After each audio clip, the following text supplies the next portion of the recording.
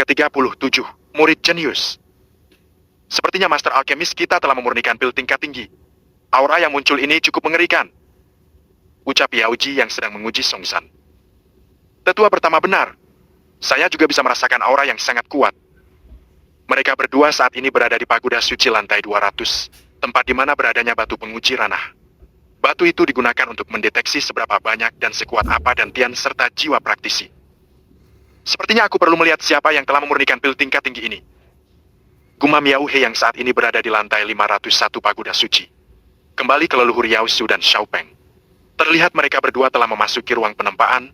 Di dalam ada tetua kelima yang sedang menempa senjata kelas keempat. Silakan leluhur Yaosu, ada perlu apa hingga Anda sendiri yang datang? Yang Chao menghentikan kegiatannya. Ini tentang Xiaopeng ingin berlatih menempa senjata?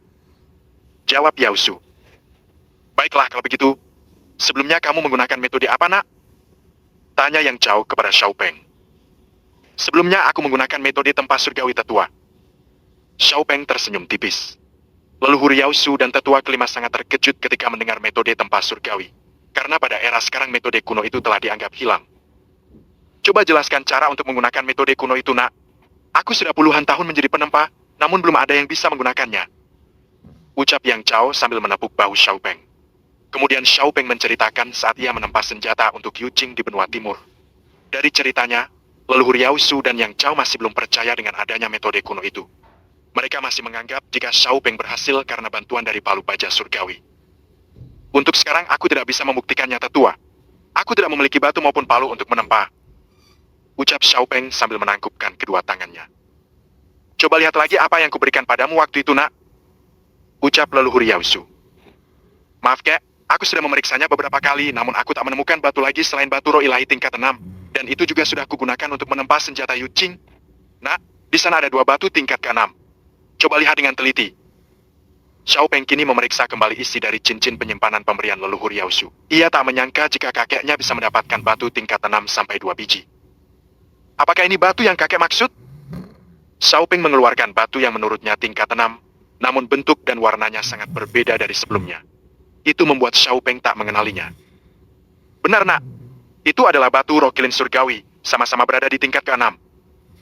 Jelas Yaosu. Ternyata ini yang disebut batu roh kilin surgawi. Di kehidupanku dulu, aku mengenalnya hanya saat sudah menjadi senjata. Jadi aku tak tahu gimana bentuk bahan aslinya. Batin Xiaopeng. Maaf, kek, aku tak mengenal pasti jenis batu ini. Oleh sebab itu aku tak mengeluarkannya. Xiaopeng menangkupkan kedua tangannya. Nah, itu batu yang sangat langka. Jika dijual atau dilelang, harga batu itu sanggup membeli sebuah mansion mewah di kota besar. Jelas Yang Chao. Dengan penjelasan dari tetua kelima, kamu mau mencoba menempanya atau menjualnya, nak? Tanya Yaosu. Aku akan menempanya jika sudah memiliki palu, kek. Barang selangka ini tak mungkin aku menjualnya. Jawab Xiaopeng. Tetua kelima, bisa pinjamkan palu Anda sebentar? Tanya leluhur Yaosu kepada Yang Chao. Tanpa Anda memohon, saya sendiri juga berniat untuk meminjamkan padanya leluhur. Yang Chao menangkupkan kedua tangannya sambil mengeluarkan palu dari cincin penyimpanannya. Xiaopeng sungguh terkejut dengan palu yang dimiliki tetua kelima. Itu adalah palu naga ilahi yang berbahan dasar misril tingkat ke-6. Ia kini mengerti kenapa sekte awan suci disebut sebagai sekte terkuat di benua tengah. Tak hanya memiliki banyak praktisi kuat, senjata dan peralatannya lainnya juga berkelas tinggi. Apalagi kelima tetuanya memiliki kemampuan yang ahli di bidangnya masing-masing. Maaf tetua, jika aku tidak salah menebak palu itu adalah palu naga ilahi. Ternyata kamu bukan pemuda biasa, nak. Tebakanmu benar, nak. Gunakan palu ini untuk menempa batu itu. Jika membutuhkan pedang tak beratribut, pilih saja sesukamu. Yang Chao mengeluarkan beberapa jenis pedang yang tak beratribut dari cincin penyimpanannya. Tak perlu sungkan, nak. Tunjukkan bakatmu padaku. Ucap Yaosu. Xiaopeng tersenyum bahagia. Baru kali ini ia mendapat perhatian seperti ini. Di kehidupan sebelumnya ia hanya berjuang dengan Mo Cheng saja, tak pernah merasakan diperhatiin seperti sekarang. Kemudian Xiaopeng mengambil palu itu dan satu pedang tebal tak beratribut untuk dijadikan senjatanya kelak, karena pedang daun perak miliknya akan ia berikan kepada Songsan. Nak, bukankah lebih enak menggunakan pedang berbelah tipis? Tanya Yaosu. Tak hanya Yaosu yang kebingungan, Yang Chao juga sedikit bingung dengan pilihan Xiaopeng. Nanti aku akan memberitahu alasannya kakek dan tetua kelima. Xiaopeng tersenyum tipis. Aku akan memulai penempaannya. Lanjutnya. Kemudian Xiao Peng mengeluarkan inti api ungu di tangan kirinya. Tanpa basa-basi lagi, ia langsung memanaskan batu kilin surgawi itu. Perlahan-lahan batu itu mengeluarkan cahaya berwarna merah yang sangat terang. Suasana di dalam ruangan itu mulai memanas terasa seperti dipanggang. Selanjutnya Xiao Peng memegang palu yang memiliki gagang berbentuk seperti badan naga itu dan segera menempa batu kilin surgawi. Dang! Dang! Dang! Klaing! Setelah beberapa kali ia menempa, kini batu itu berubah menjadi inti api berwarna merah kekuningan dan suhu panas di ruangan itu semakin tinggi. Sepertinya dia pemuda titisan dewa, sungguh jenius. Batin Yao Su. Tak aku sangka aku bisa melihat penempa menggunakan metode kuno yang telah hilang ini. Batin Yang Chao.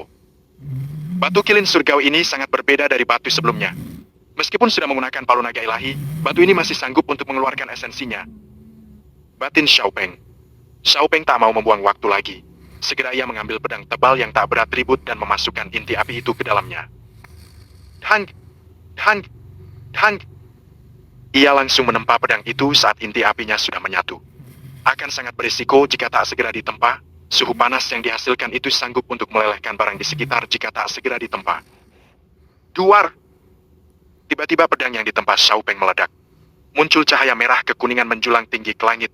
Aura yang dikeluarkan juga sangat mengerikan. Kini pusat sekta telah 2 kali meledak. Itu membuat ketua sekta menyudahi meditasinya. Seluruh tetua yang ada juga segera memeriksa pusat sekta. Mereka ingin mengetahui apa yang sebenarnya terjadi. Cahaya yang menjulang tinggi itu membuat awan menjadi bergemuruh. Kilatan petir di atas awan itu cukup menakutkan. Klaing!